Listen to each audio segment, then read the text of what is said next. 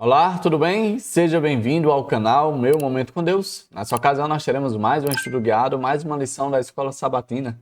Durante esse trimestre, nós estamos estudando o livro de Êxodo e nós estamos na primeira semana. E o meu convite é para que você permaneça junto comigo para mais uma vez ser transformado pela palavra de Deus. Se você está chegando aqui pela primeira vez, já considere se inscrever no canal, porque todos os dias nós separamos parte do nosso tempo para poder ter esse momento com Deus de estudo e reflexão na sua palavra. E você é meu convidado a, junto comigo, ter essa experiência por meio do estudo, tá certo? Então não perde, se inscreve já, tá bom? Mas se nós conhecermos qual será o tema de hoje, eu quero convidar você a fazer uma oração comigo. Vamos fechar os olhos? Vamos falar com o Pai? Senhor Deus, estás nos céus, muito obrigado, Pai, por mais uma oportunidade de poder estudar a Tua Palavra. E nessa ocasião, mais uma vez, o Teu Santo e Bom Espírito possa falar aos nossos corações e com poder sobrenatural tocar o mesmo. Perdoa os nossos pecados, dá-nos a Tua bendita paz. É isso que nós te pedimos em nome de Jesus Cristo. Amém. Pois muito bem, chegamos ao dia de terça-feira e o tema desse dia é As Parteiras Hebreias. Eu separei aqui alguns pontos para nós discutirmos um pouquinho, conversarmos, e também tem um contexto bíblico ao qual nós vamos ler. O primeiro ponto diz o seguinte: não podemos compreender o livro de Êxodo sem pressupor a veracidade dos ensinos de Gênesis. Esse primeiro ponto ele é muito importante porque algumas pessoas creem que o livro de Gênesis ele não é um livro histórico e literal. Ele é um livro, podemos dizer assim, simbólico, como se fosse uma lenda, como se fosse uma história para contar para menino dormir, né? Porém, se isso fosse verdade, o livro de Êxodo também seria a mesma coisa. Porque, bem na verdade, o livro de Êxodo é a continuação das histórias, das famílias, de tudo o que aconteceu no livro de Gênesis. Veja que a história do Êxodo tem a origem não com o nascimento de Moisés, como normalmente é repercutido em filmes e séries por aí. Mas ele tem o pontapé inicial quando os filhos de Deus, os hebreus, a família de Jacó, parte para o Egito e ali se consolida e ali passa a ter como residência o Egito. E esse contexto, ele é narrado no contexto de Gênesis.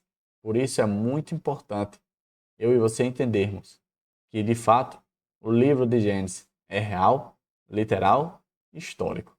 E o Êxodo é a continuação daquilo que começou no livro de Gênesis.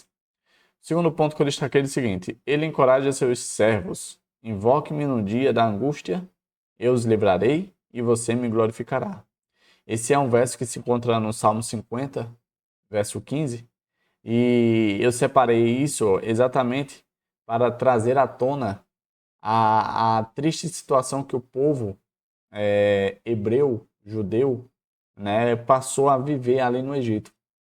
Felizmente, mesmo após terem passado por um momento de grande escassez ali no Egito, e por meio de José terem tirado aquela situação de letra, né, de forma muito confortável, o povo, a família de José, os descendentes de Jacó, acabaram sendo escravizados.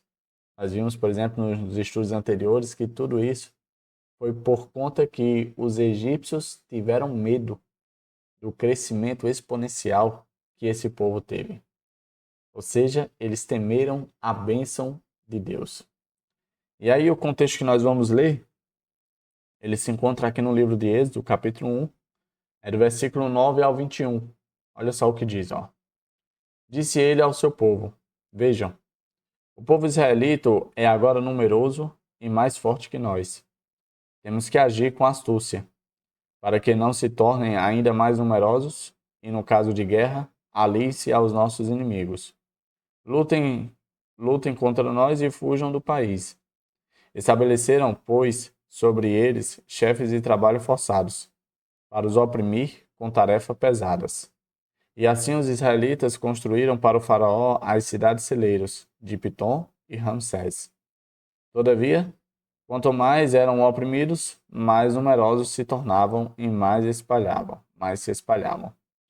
Por isso os egípcios passaram a temer os israelitas e os sujeitaram à cruel escravidão. Tornaram-lhes a vida amarga, impondo-lhes a árdua tarefa de preparar o barro e fazer tijolos, e executar todo tipo de trabalho agrícola. Em tudo, os egípcios os sujeitavam à cruel escravidão. O rei do Egito ordenou às parteiras dos hebreus, que se chamava Sifrá e Puá: quando vocês ajudarem as hebreias a dar à luz, verifiquem se é menino. Se for, matem-no. Se for menina, deixem-na viver. Todavia as parteiras temeram a Deus e não obedeceram às ordens do rei do Egito. Deixaram viver os meninos. Então o rei do Egito convocou as parteiras e lhes perguntou: por que vocês fizeram isso?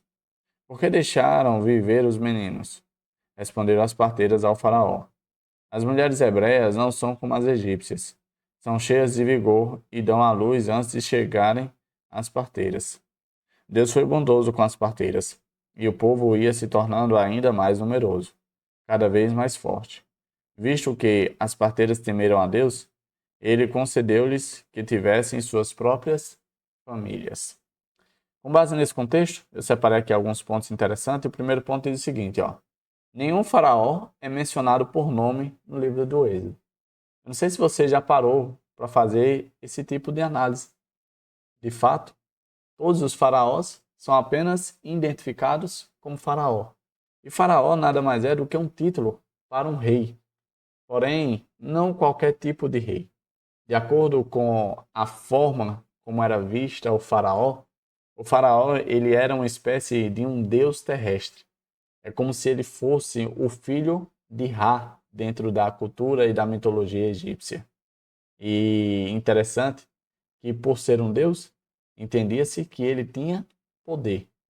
Porém, como a gente vê nesse relato que a gente leu, era um homem, quem sabe desesperado, amedrontado, e podemos dizer assim, que estava tomando decisões radicais para, quem sabe, suplantar um povo que de fato estava sendo abençoado por um Deus que tinha poder.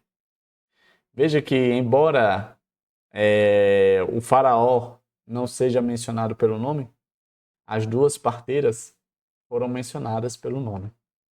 E elas foram, de certo modo, homenageadas dentro do livro do Êxodo, para mostrar quem de fato tem valor e importância.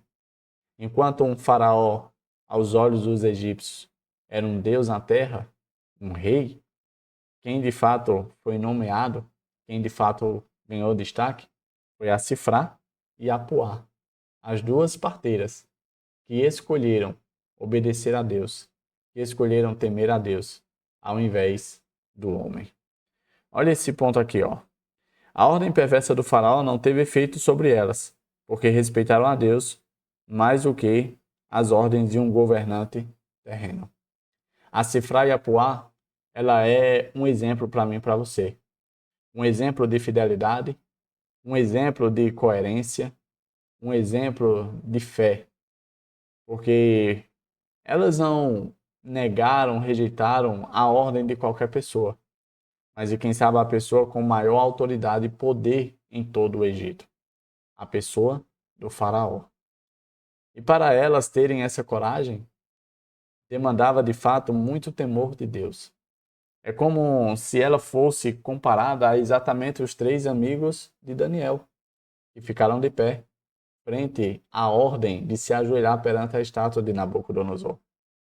Veja que, dentro do contexto de Êxodo, existem personagens que foram fiéis e que, se preciso fosse, colocariam a própria vida em risco para demonstrar a sua fidelidade para com o Deus dos céus.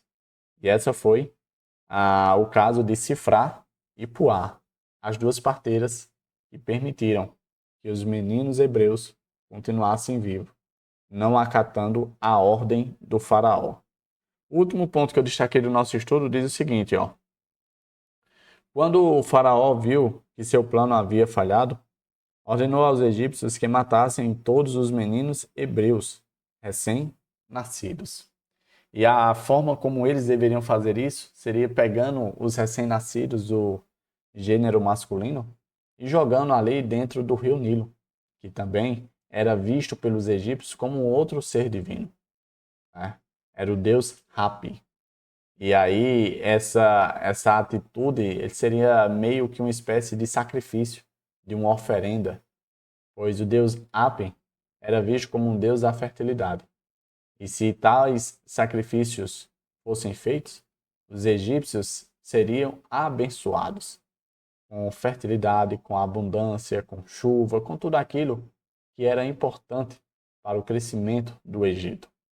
E a gente vê que a gente está indo exatamente para a situação em que a mãe de Moisés vai ter que tomar algumas decisões drásticas para poder salvar a vida do bebê do seu filho Moisés. E essa história vai avançando e vai ficando cada vez melhor.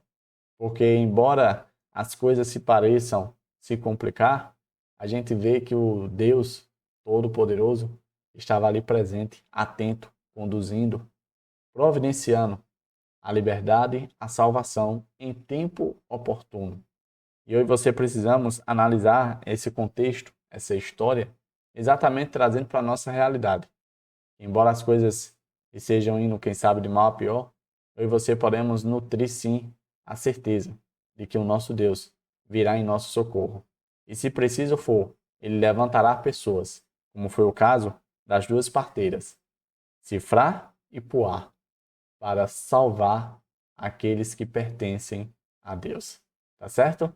Chegamos ao fim de mais um estudo guiado, hoje falando sobre as parteiras hebreias, duas mulheres de convicção, de coragem, e que fizeram a escolha certa ao lado de Deus. Escolheram obedecer e temer ao Deus de Israel, ao invés de um homem que tinha a mentalidade de Deus na terra. Tá certo? Se você acha que esse estudo é relevante, interessante e que faz bem que outra pessoa também assista e estude a palavra dessa forma, então deixe o seu gostei para que dessa forma a plataforma recomende para outras pessoas. Se você quiser, você também pode compartilhar para os seus amigos, né? E aí não somente eu, mas você também será contado como aquele que divulgou, propagou e difundiu a mensagem das boas novas. Tá bom? Fica com Deus, é isso que eu te desejo. E o meu desejo também é que você retorne amanhã, porque com certeza, para a honra e glória de Deus, eu estarei aqui para, junto com você, ter o nosso momento com Deus. Tá bom? Não falta, não será a mesma coisa sem você. Então vem junto comigo ter o nosso momento com Deus. Até a próxima e tchau, tchau.